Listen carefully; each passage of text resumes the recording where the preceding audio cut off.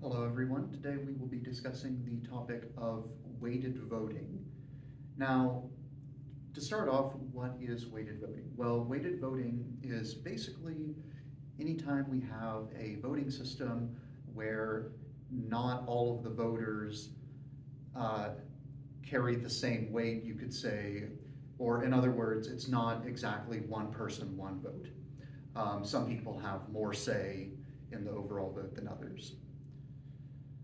Examples of instances where we might see weighted voting, something like the Electoral College would be an example of weighted voting. Things like shares in a business, this would also be an example of weighted voting. Say someone has 75% and someone has 25%. So when we are describing a weighted voting system, this is the notation that we normally use. So we have Q, which is our quota. The quota is basically just how many votes do we need for a motion to pass. So in this chapter, we will be dealing with voting where it's basically just a yes or no vote. And Q, or our quota, is how many yeses do we need for the motion to pass. Next, we have the weights, which is basically how many votes does each different player or voter in our weighted voting system have. So we use W1, W2, all the way to Wn. N in this case is how many total players we have. And then W1 is the weight for player P1, W2 is the weight for P2, all the way to Pn, basically. So we can also indicate the total number of votes that we have. So we would use the symbol V for this, and this is going to be W1 plus W2 all the way to our last player W, or our last weight Wn. Now, as far as what the quotas can be, essentially there's a few different possible options, but the most common one is what we call a simple majority, which basically just states that in order for the motion to pass, we need to have more than 50% of the vote be yes. So the way that we would figure out what we need for a simple majority is just V over 2.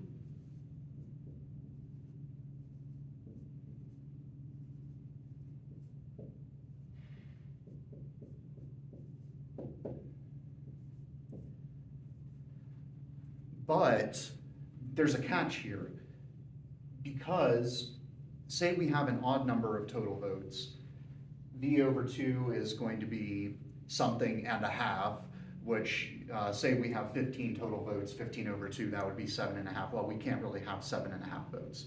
So what we do in this scenario is we round up. So we would round this up to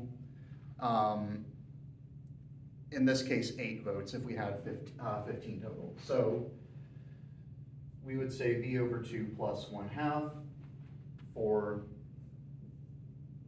an odd number of total votes.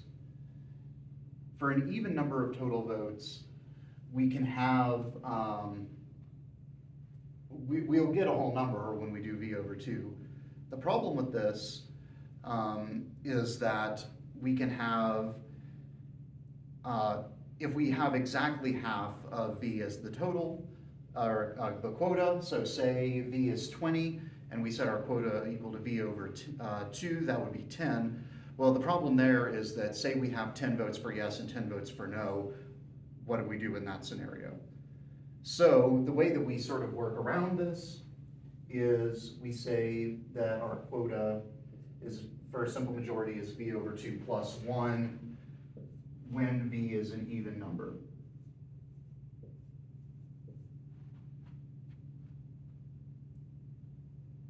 Now, this brings us to, okay, what are all the different possible values that we can have for the quota?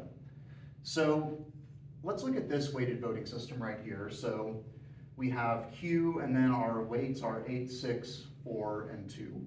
So this would be V equals 20, 20 just being the sum of all of these 4 weights right here. So in this case, if we wanted a simple majority, we would do this V over 2 plus 1. So we would have 11 as the minimum for our quota. We can't set the quota to anything less than that, because then, of course, we run into the same problem that we just mentioned a minute ago. We can have both yeses or nos win, or we can have both yeses and nos win at the same time. So this 11 is the lowest that our quota can be. The highest that our quota can be is 20. This would be what we call a unanimous vote. And the reason that we can't set the quota any higher than that is because if we did, it would be impossible for any motion to pass, basically. So general rules when we're setting quotas, our quota has to be more than V over 2. So in the case of an odd numbered V, we would go with this V over 2 plus 1/2 as the minimum, or V over 2 plus 1 if we have an even numbered V. And then the maximum that we can have is V.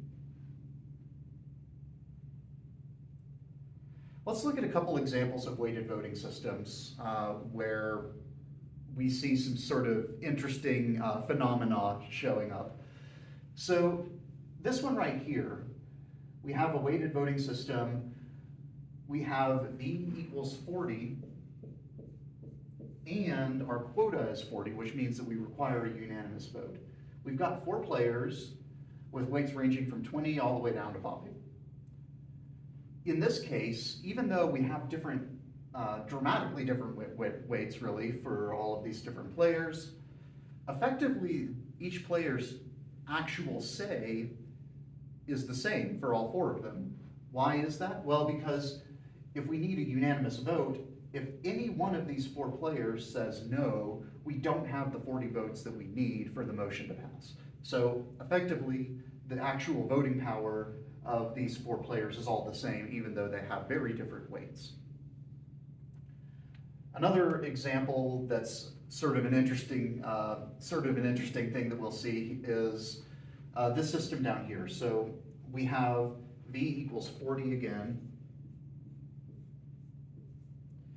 In this case, our quota is 30, so this would be a 75% majority vote that's required for a motion to pass.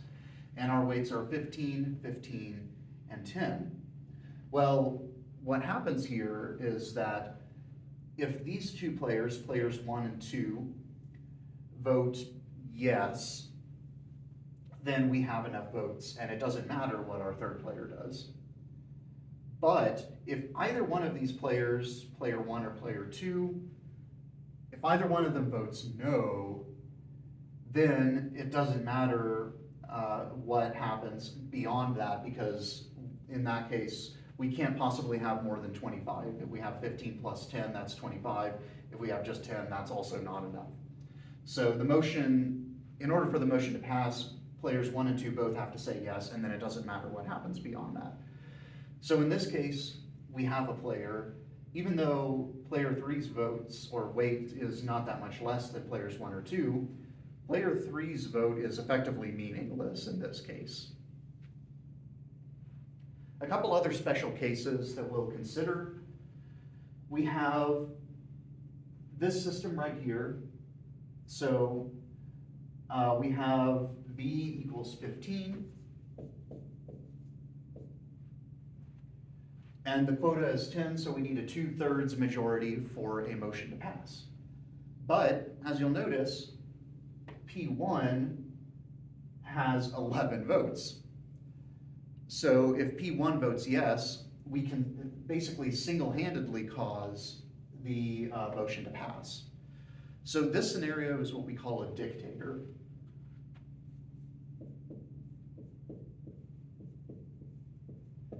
And a dictator occurs when a player has a weight that is more than the quota, so, or equal to the quota. Basically, if we have a player that can single-handedly cause a motion to pass, this would be what we call a dictator. Now, one thing to note is that if we're using our standard way of writing this, the dictator is always going to be P1. And the reason for this is that when we are writing these weighted voting systems, we typically are going to write our weights in descending order. So P1 is whoever has the highest weight, P2 next, all the way down to however many players we have. The other special case is what we call veto power.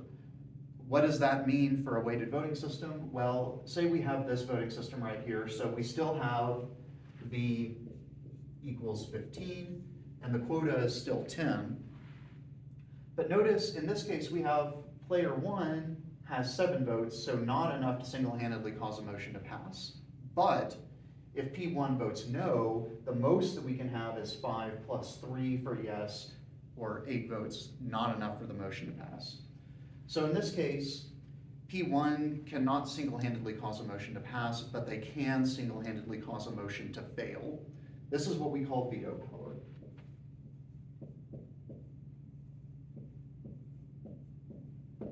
And this occurs when the weight of our player is less than the quota, but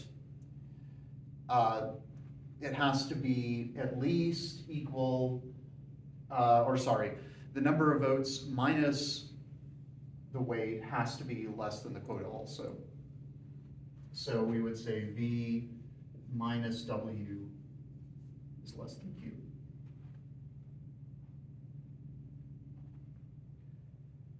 Hopefully this helps with your understanding of weighted voting systems. We will be continuing to explore weighted voting systems and all of these concepts in the next few videos. Thank you for watching, and I am happy to help if you have questions.